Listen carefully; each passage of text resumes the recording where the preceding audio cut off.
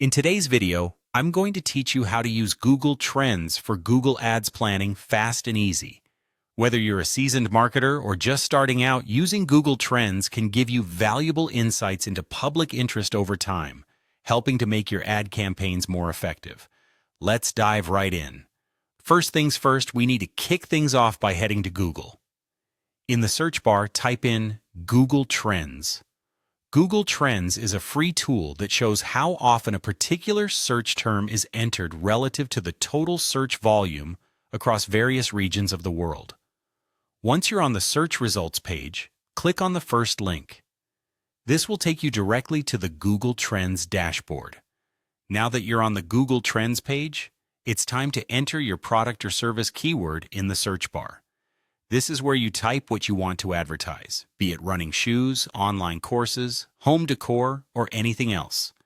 This step is crucial because the more specific you are, the better the insights you'll gain for your ad planning.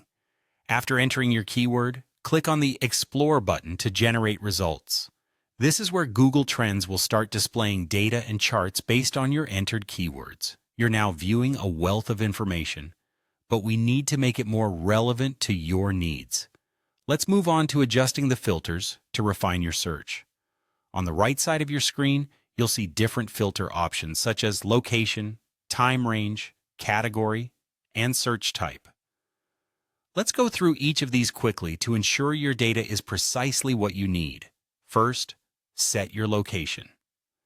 Choose your target country or region, because this will align the trends data with the location where you intend to run your ads.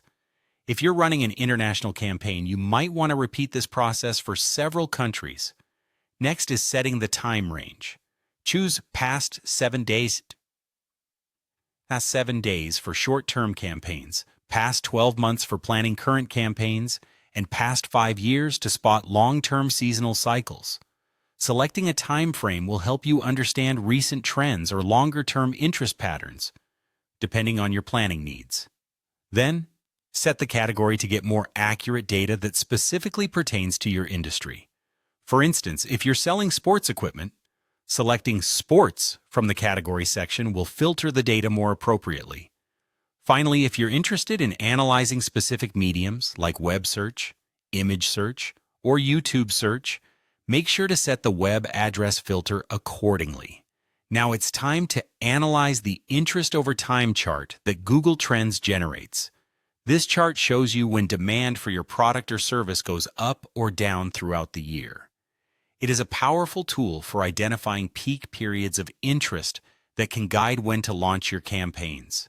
For example, you might find that search interest in gym memberships spikes in January, which could make it a perfect time to increase ad spend.